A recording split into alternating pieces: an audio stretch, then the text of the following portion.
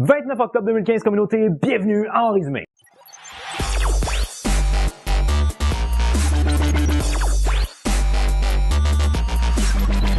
Bonjour à vous communauté, mon nom est Yves Lantier et bienvenue en résumé, l'endroit où je vous partage ma vision de l'actualité, toujours avec une pointe d'humour et d'humanisme. Alors communauté, cette semaine, j'aimerais commencer les choses un peu différemment. Je vais commencer avec ma question de la semaine qui va avoir aucun rapport avec l'actualité, mais quand même, je veux commencer avec ma question de la semaine. Alors communauté, je tiens à vous présenter mon nouveau colocataire, Petit Bonhomme! Petit Bonhomme est un chaton qui est âgé de plus ou moins 2 mois et demi, 3 mois, et pour l'instant, il n'y a toujours pas de nom. Alors c'est la raison pour laquelle je m'adresse à vous aujourd'hui communauté. Je vous pose la question, quel nom je devrais donner à Petit Bonhomme? J'hésite entre le nom Jon et Hector. Pour moi, Jon réfère à Jon Snow, qui est un personnage très important de la télésérie américaine Game of Thrones, ou sinon, j'aimerais ça l'appeler également Hector pour Hector, dompteur de chevaux, qui était un héros de Homère, donc dans l'Antiquité grecque, et Hector était peut-être le vrai héros de la guerre de Troie. Alors pour l'instant, j'hésite encore communauté. Je vous pose la question, j'ai fait un petit sondage avec mes amis personnels sur Facebook, et je voudrais que c'est à peu près à 50-50. Alors, qu'en pensez-vous? Quel nom je devrais donner à Petit Bonhomme? Jon ou Hector? Maintenant, communauté, dans l'actualité, la semaine dernière, ce qui a retenu mon attention, je veux commencer avec un couple français qui a retenu beaucoup l'attention au niveau international. Et là, c'est pour des choses qui, moi, me dépassent littéralement, communauté. À chaque fois que je vois ce genre de situation-là, j'ai vraiment toute perte en foi de l'humanité. Pourquoi? C'est tout simplement parce que ce couple-là a comme but ultime dans la vie de ressembler à Barbie et Ken. Alors non seulement est-ce que ces personnes-là sont pas foutues d'avoir leur propre personnalité pour s'identifier de par eux-mêmes dans le spectre social de la société, mais en plus ici on prend une situation où leur héros est une figurine de plastique. Alors ils ont dépensé 227 000 €, ce qui pour nous au Canada représente plus ou moins 300 000 $ canadiens, dans le but d'avoir des chirurgies pour ressembler à Ken et Barbie. Alors comme vous pouvez voir sur les photos, moi perso, je trouve pas ça particulièrement attirant, quelqu'un qui ressemble à du plastique. Maintenant communauté, juste dans le but de m'amuser un peu, j'ai essayé de regarder dans le monde de l'immobilier international le genre de maison qu'on pourrait se payer avec 300 000 $ canadiens ou 300 000 américains. Et franchement, c'est épatant ce qu'ils auraient pu se payer autre que des chirurgies plastiques. Je peux pas comprendre qu'il y a des gens qui investissent autant d'argent et autant d'importance à ressembler à des personnes, et là, dans le cas présent, c'est même pas une personne à ressembler à une poupée. Maintenant, il y avait eu un cas vraiment très célèbre par rapport à ça, donc de ressembler à Barbie, qui était une jeune femme du nom de Valeria, qui est une Ukrainienne. Et quand vous regardez sa photo, honnêtement, entre vous et moi, là, elle a l'air d'une poupée gonflable. Maintenant, communauté, question de se vanter un peu sur nos origines, eh bien, j'aimerais ça parler de quelque chose qui a retenu l'attention au niveau international, essentiellement sur Internet, par rapport au Québec. La semaine dernière, la chanteuse Adele a mis en ligne sur la plateforme Vivo une nouvelle chanson qui s'appelle Halo. Le vidéoclip Halo a été réalisé par un réalisateur québécois qui a été maintes et maintes fois récompensé, Xavier Dolan. Et Xavier Dolan a travaillé avec Adele pour faire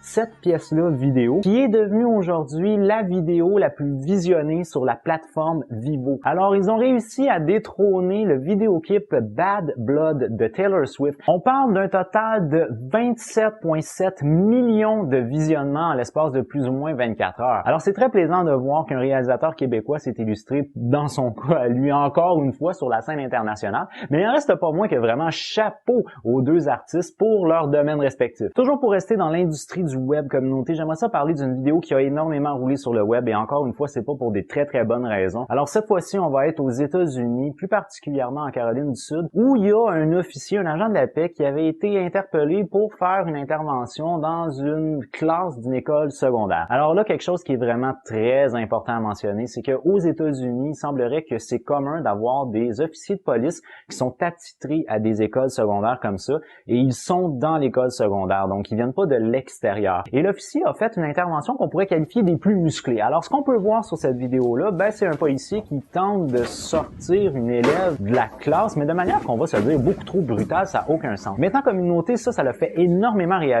et par la suite, le policier a été renvoyé. Il y a plusieurs choses à mentionner concernant cette vidéo-là. Alors, la première chose qui est à mentionner concernant cette vidéo-là, c'est que le policier en question avait déjà une réputation, il avait déjà eu des plaintes qui avaient été portées à l'égard de cet homme-là, puis pendant une certaine période de temps, il avait été suspendu. Alors, dans la situation présente, c'est un professeur qui avait demandé au policier de venir intervenir parce que le professeur avait demandé à une étudiante de fermer son téléphone cellulaire et de lui remettre parce qu'elle n'a pas le droit d'utiliser son téléphone cellulaire pendant la classe. Alors là, on a demandé une première, une deuxième fois, et je crois même même une troisième fois à la jeune fille, elle refusait d'obtempérer. C'est la raison pour laquelle le professeur a fait appel à l'agent de police qui donne comme résultat cette intervention-là. Franchement, communauté, moi je pense que c'est vraiment beaucoup trop exagéré comme forme de violence dans le but d'amener cette jeune fille-là. Maintenant, ce qui est arrivé, c'est que l'officier a été renvoyé au final et là, on s'est excusé de manière publique. Maintenant, communauté, en guise de dernier sujet, je vous ai gardé ce qui a été pour moi, bon, c'est pas un beau sujet, mais qui est peut-être le sujet le plus frappant de la dernière semaine qui a retenu mon attention. Alors, communauté, ben, je sais pas si vous aussi, vous êtes des amateurs de la télésérie américaine The Walking Dead. Moi, je l'ai mentionné déjà plusieurs fois. Je suis un amateur, j'aime beaucoup cette télésérie-là. Et ça donne que j'ai des amis aussi qui sont des amateurs de cette télésérie-là. Alors, pour ceux qui connaissent pas The Walking Dead, ben, c'est une télésérie américaine dans laquelle il y a une invasion de zombies. Alors, peut-être que vous aussi, vous avez des amis qui, disons, en mettent un petit peu trop par rapport à cette possibilité-là d'invasion de zombies. Dans mon cas, moi, ce que je dois dire, c'est que j'ai des amis que j'adore et j'ai vraiment beaucoup d'affection pour eux, mais quand même, j'avoue que leur intérêt particulier pour les zombies me fascine et me fait rire énormément. J'ai entre autres un de mes amis qui lit des romans ou qui lit des livres qui lui apprend comment survivre à une invasion de zombies. J'ai aussi une amie qui est venue chez nous dernièrement et elle, ce qu'elle trouve d'important quand elle arrive chez quelqu'un de nouveau, c'est de regarder voir si l'appartement est à une bonne hauteur en cas d'invasion de zombies. Alors malgré toute l'affection que je peux avoir pour ces personnes-là, j'avoue quand même que leur obsession pour les zombies me font rire.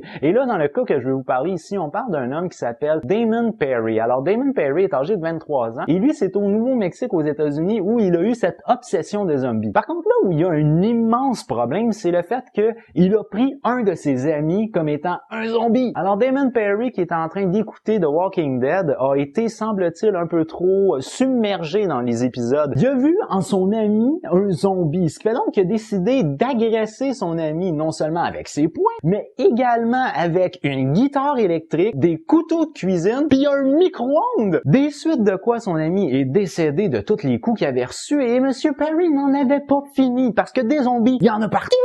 Alors, armé, Monsieur Perry a commencé à se promener dans son immeuble et à menacer de tuer les autres personnes qui vivent dans son immeuble parce qu'il disait qu'ils étaient des zombies. Alors, lorsque la police a reçu cette plainte-là, elle avait de la difficulté à croire, mais ils ont quand même pas pris l'appel à la légère. Ils ont décidé de se présenter sur place. Et puis, effectivement, l'homme, semble-t-il, était en état d'ébriété très avancé. Et il a tué son ami avec des armes aussi particulières qu'une guitare électrique, couteau et un micro-ondes. Maintenant, je pense qu'on peut se poser beaucoup de questions communauté concernant, disons, l'influence que peut avoir ce genre de show-là aux États-Unis. Parce qu'on remet souvent en question les jeux vidéo par rapport à leur violence. Mais là, est-ce qu'il va falloir qu'on remette en question les films de zombies pour leur influence? Sur ça, communauté, pour moi, c'est déjà tout. Alors, je vous remercie immensément d'avoir regardé ma vidéo du début jusqu'à la fin. Si vous l'avez aimé, n'oubliez pas de donner un petit j'aime. Si vous l'avez vraiment aimé, vous pouvez bien entendu la partager. Ça me fait toujours plaisir d'accueillir de nouveaux abonnés. Sur ça, communauté, moi, je vous dis à jeudi prochain. J'ai déjà hâte de vous voir. As always, with love. Bye bye.